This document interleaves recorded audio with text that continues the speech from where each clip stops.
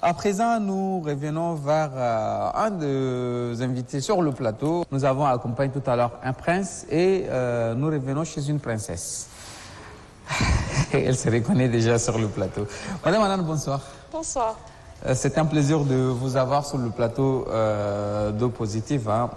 Parlez-nous rapidement un peu de votre formation, parce que vous êtes une ingénieure statisticienne. Qu'est-ce que c'est et comment vous êtes retrouvée aujourd'hui à faire du développement personnel et du coaching? Comment je me suis retrouvée dans le développement personnel? Tout simplement parce que j'avais envie de me développer moi-même. J'étais arrivée à un stade de ma vie où je voulais changer beaucoup d'aspects. Malgré la formation scientifique et tous les diplômes, j'avais envie d'avancer. Donc, j'ai commencé à travailler sur moi, à lire beaucoup, à faire beaucoup de formations sur le développement personnel. Et c'est tout naturellement, en fait, que je me suis retrouvée coach en développement personnel. Madame Hadan, en quoi consiste le travail d'un coach? Le travail d'un coach est d'accompagner les gens pour qu'ils trouvent des solutions aux problèmes qu'ils auront clairement posés. D'accord. Par exemple, je veux perdre du poids. Je ne vais pas venir te dire, il faut faire ça, ça, ça. Je vais t'aider à trouver toi-même la solution qui te convienne pour que tu arrives à perdre le poids qui te convienne. Donc avoir un objectif clair, précis, et accepter de travailler pour atteindre cet objectif-là. Quand on parle du coaching, c'était toujours dans le cadre du sport, c'est complètement différent. Le coach en compétences, en life skill, si on peut le dire, c'est différent complètement du coach sportif. C'est la même chose en fait, mais c'est juste un accompagnement qui diffère. On est là entre tout ce qui est psychologie, tout ce qui est écoute, parce que les gens ont besoin qu'on les écoute, qu'on cerne leurs problèmes, qu'ils aient des personnes de confiance à qui se confier tout simplement pour qu'ils trouvent des solutions à leurs problèmes. Donc c'est un accompagnement pour qu'on devienne des meilleures versions de nous-mêmes. Est-ce qu'il y a une école dans laquelle on apprend à être coach? Oui, il y a des formations certifiées. Ah, certifiées? Oui, oui. D'accord. On ne se réveille pas un matin et puis on devient coach, non. D'accord. Aujourd'hui, ça devient de plus en plus aussi récurrent. Beaucoup de Tchadiens prennent des coachs, qu'ils soient ici ou qu'ils soient en ligne, pour les accompagner et tout ça. Est-ce qu'il faut aussi d'autres spécialistes pour vraiment que ce soit complet, le coach? Est-ce qu'il doit avoir aussi des compétences en psychologie? Pour moi, c'est la personne qui importe. Et le feeling que cette personne-là a avec ses clients ou les personnes qu'elle accompagne. Donc, de mettre tellement bien à l'aise la personne pour qu'elle trouve des solutions à son problème. Pas qu'elle devienne dépendante du coach. Non, c'est pas du tout ça l'idée. C'est qu'elle devienne indépendante une fois que son problème est réglé, qu'elle se développe elle-même. Est-ce qu'il y a un problème particulier d'abord pour qu'on puisse aller voir un coach? Est-ce que ça dépend des degrés des problèmes qu'on a pour aller voir un coach? Est-ce que si je suis un lève-tard, est-ce que ça nécessite à ce que je dois aller voir un coach? Sauf si c'est un problème pour toi et que tu veux le régler. Oui. Donc c'est là où je dis que ça dépend vraiment de la définition que tu apportes à ton objectif. Quel est l'objectif que tu veux atteindre?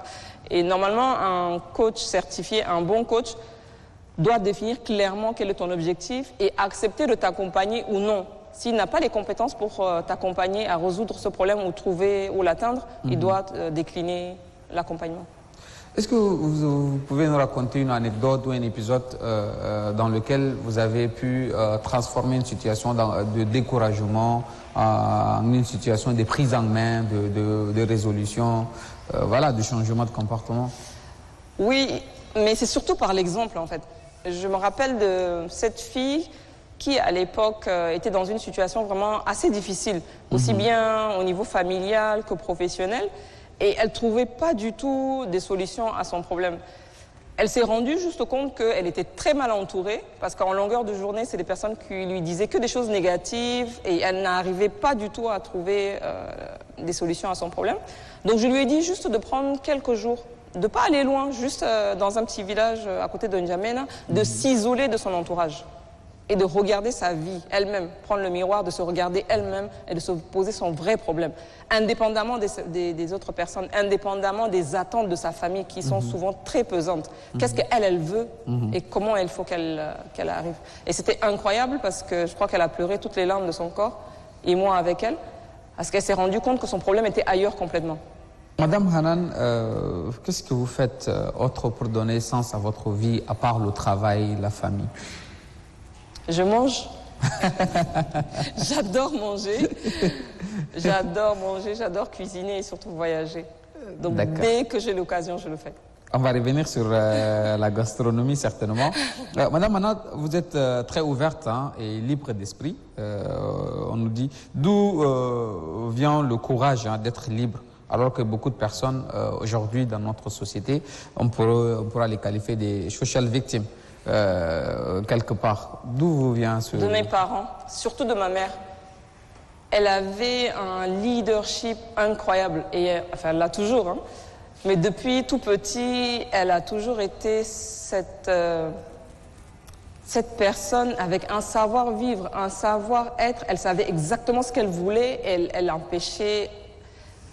Elle laissait personne l'empêcher de réaliser ce qu'elle voulait. Vous n'avez pas peur d'être mal comprise, mal jugée dans une société qu'est la nôtre, tchadienne, où on connaît le regard des autres à une très grande part dans la vie de beaucoup de personnes? C'est pas important ce que les gens pensent de moi. Ce qui est important, c'est la confiance que j'ai avec ma famille, en l'occurrence mon mari, mes frères et sœurs, dont la plupart sont ici, mes parents et les personnes qui me connaissent. Souvent, dans notre société, les gens jugent sans connaître les gens. C'est pas important. Ils peuvent avoir l'image qu'ils veulent de moi, penser ce qu'ils veulent. Moi, je sais ce que je suis et je suis en accord avec. Certains de vos proches disent que vous êtes spontané et que vous n'abandonnez pas du tout vos rêves et que vous donnez les moyens pour les obtenir. Qu'est-ce qu'ils veulent dire par là? Ils veulent dire que je sais, j'ai mes objectifs clairement dans la vie et je donne tout ce que j'ai, je fais tout ce que j'ai à faire pour les réaliser. La vie est trop courte. Ah oui. Il n'y a pas de brouillon.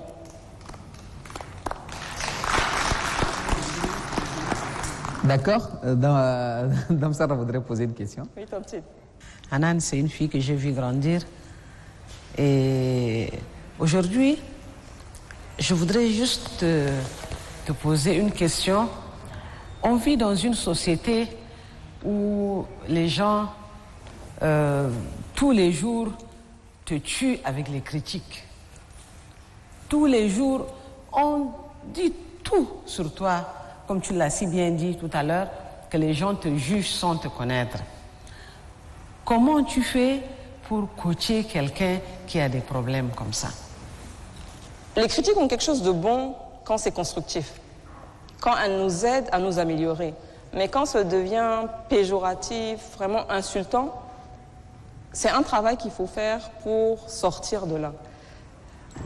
En fait, ça revient encore à l'essence même de la vie. Qu'est-ce que tu veux faire de ta vie? Qu'est-ce qui est important pour toi? Qu'est-ce que tu cherches? Est-ce que tu veux vivre pour toi ou est-ce que tu veux vivre pour les autres? En quoi les critiques des autres sont importantes pour toi? Pourquoi elles t'affectent? Mais malheureusement, beaucoup de gens construisent leur vie sur les critiques. Quand tu as affaire à une personne comme ça, est-ce que tu as d'autres moyens de lui donner des exemples? Bien sûr. Vraiment de l'aider dans sa vie? Tout à fait. Pour qu'elle puisse s'en sortir? Tout à fait. Et c'est là où, en discutant, en fait, je vois avec elle les différents aspects importants de sa vie. Est-ce qu'elle est mariée ou pas? Est-ce qu'elle a des enfants? Quelles sont les relations qu'elle a avec ses enfants, son époux, son mari? Quelles sont les relations qu'elle a avec ses parents, ses amis, son entourage, mais également au côté professionnel? Est-ce qu'elle a une activité? En quoi cette activité est importante pour elle? Est-ce qu'elle a des échappatoires pour ne pas rentrer dans un environnement bourré de critiques? Et réussir à prendre uniquement ce qui est important pour l'aider à avancer. Mais c'est beaucoup de pleurs, c'est beaucoup de questionnements, c'est beaucoup de tensions également parce que c'est les attentes des autres. Et donc c'est des exercices à travers certains exercices aussi qu'on fait avec le coaché pour l'aider à sortir.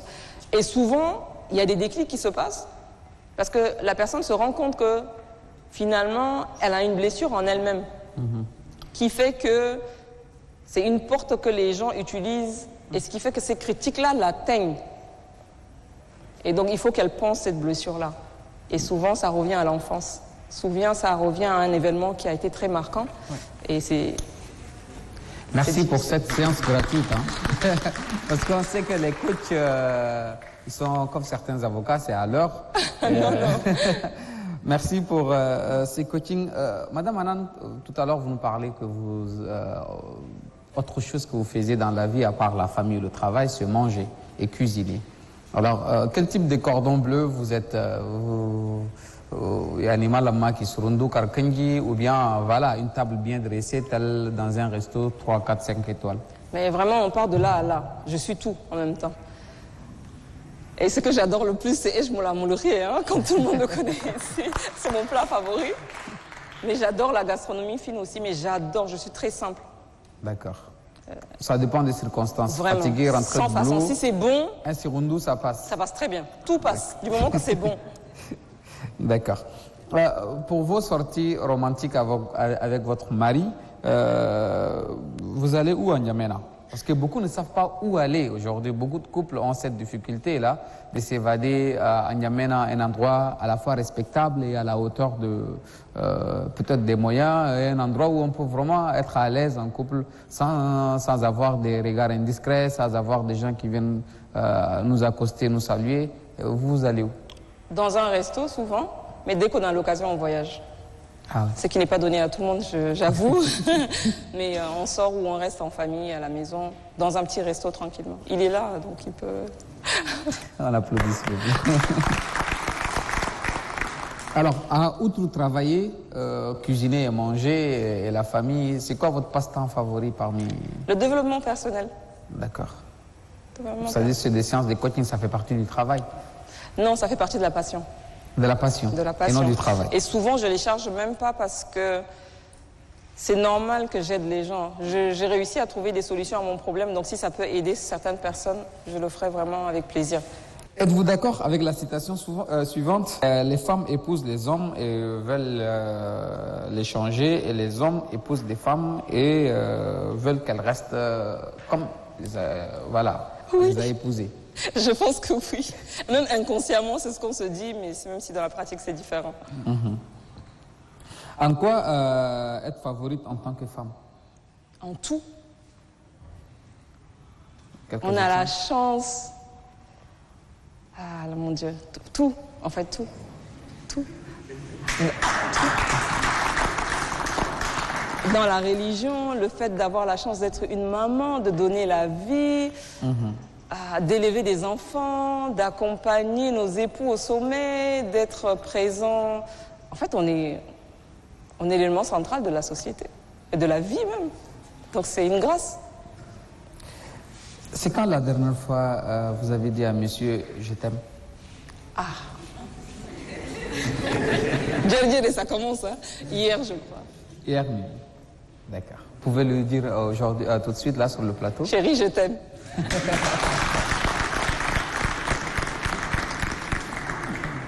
Madame Hanan, vous restez avec nous. Nous allons encore, vous pouvez intervenir. Tout à l'heure, nous avons eu une petite séance gratuite. Nous espérons encore en bénéficier d'autres.